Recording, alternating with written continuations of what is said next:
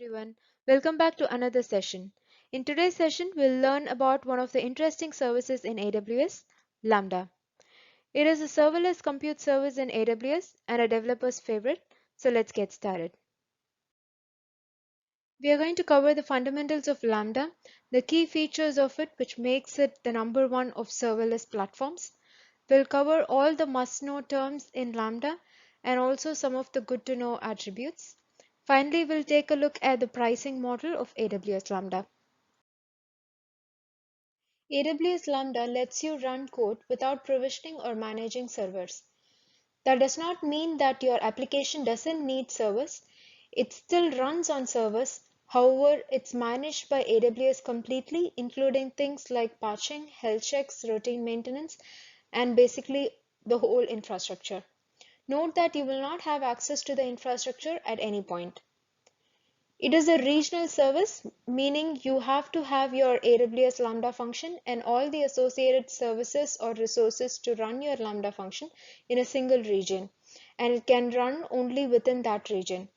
This is very important because you have to understand that you cannot trigger a Lambda using a SNS or any other resource from another region. So this is Lambda. Now what is Lambda function? It's the code that you run on AWS Lambda. When you upload your code to Lambda, it's stored in S3 as a zip file and is encrypted at rest, and it runs on its own isolated environment with separate resources and infrastructure. So you can be sure that your code and executions is well secured. As a developer, the immediate concern would be how would I troubleshoot in case of any error? How can I access logs? It's very simple with AWS. It is automatically integrated with CloudWatch. So while creating a Lambda function, a log group gets created automatically in CloudWatch, which still stores the logs as your Lambda runs. You can easily insert logs into your code.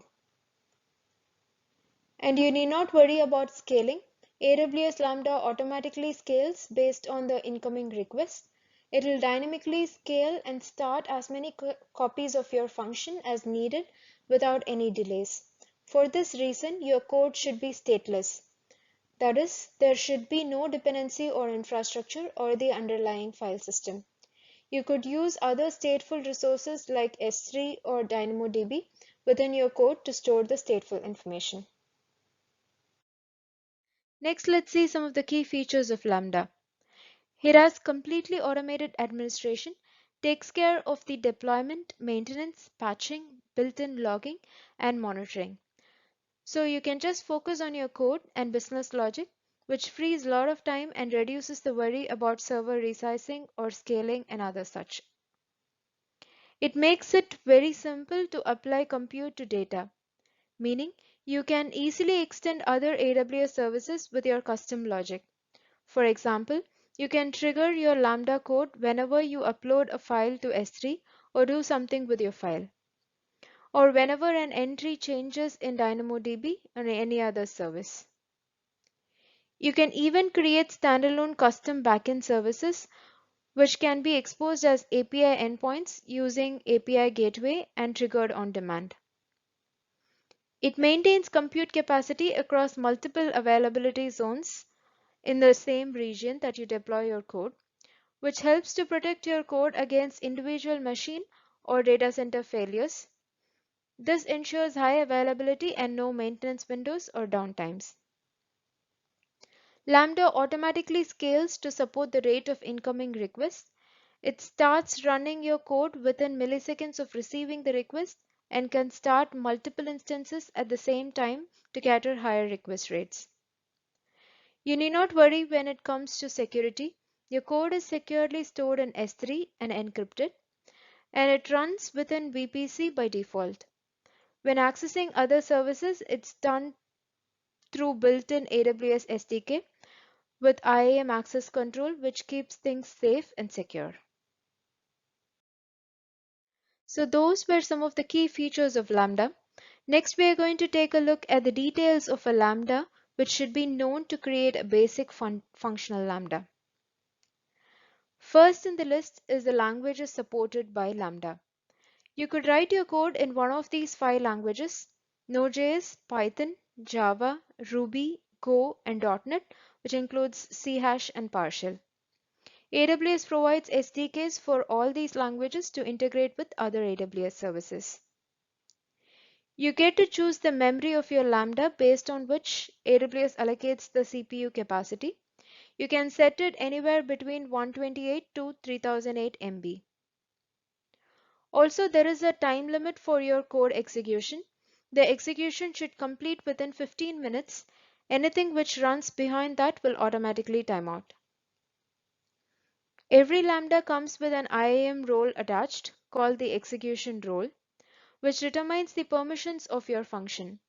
So in order to access any AWS service, you have to include the permissions to access the service in that IAM role.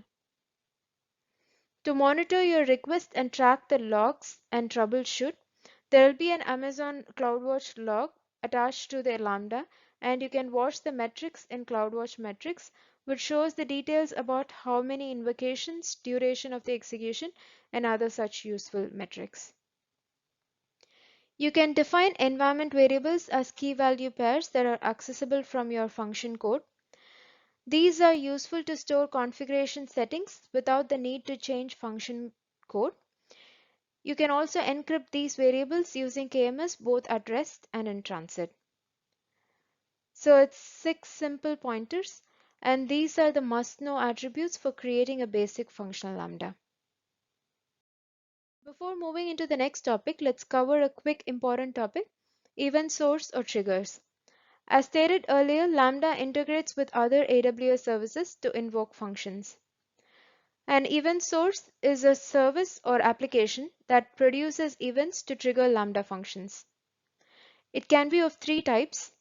In case 1, Lambda reads the events from the service or the source. I have added the list of such services. For example, in case of SQS, Lambda polls the queue and pulls the record from the queue, and it gets executed for each message. In the second case, the event source invokes the Lambda function synchronously. So it triggers the Lambda function and waits for the response. Famous example will be the API gateway.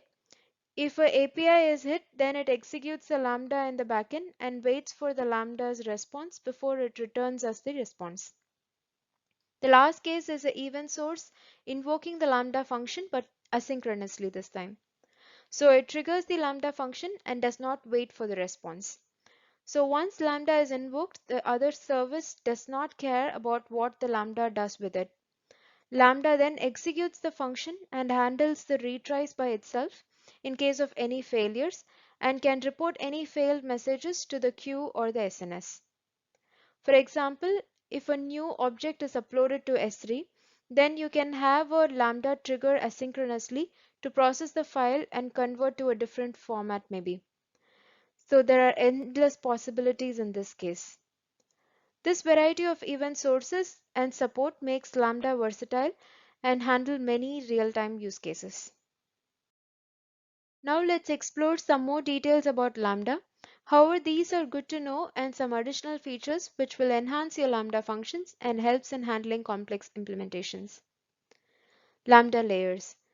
If your Lambda needs to access some additional code which is common custom code, then you can publish them as layers and add them to your Lambda.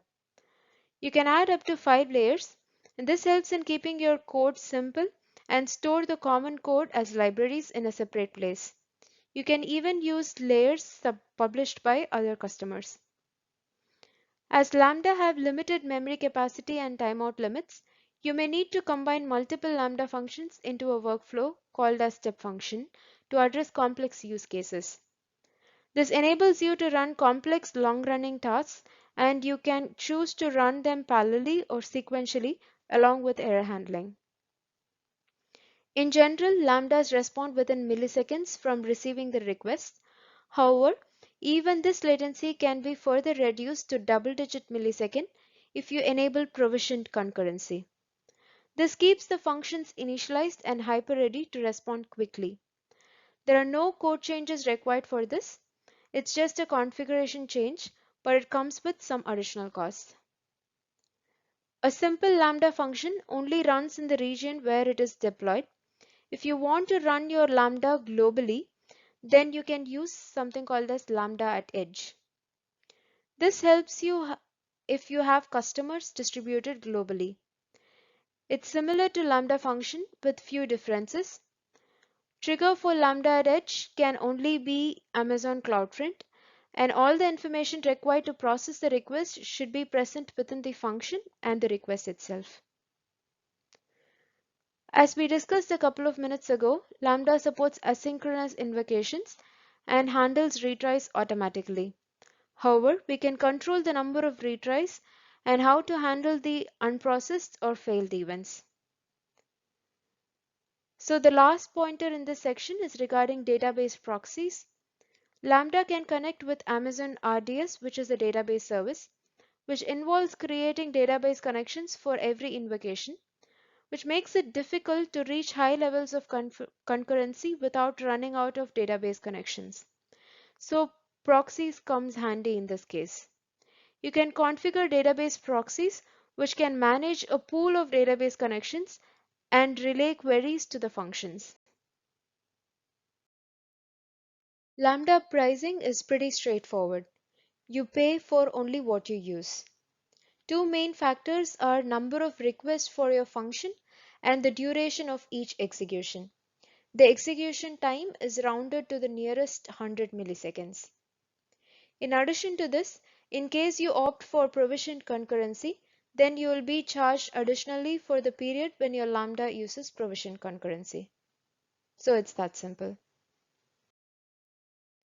We are at the end of the session. Let's have a quick look at some of the major highlights of Lambda. Lambda lets you run code without provisioning or managing servers, which lets you focus on the business logic and other important stuff.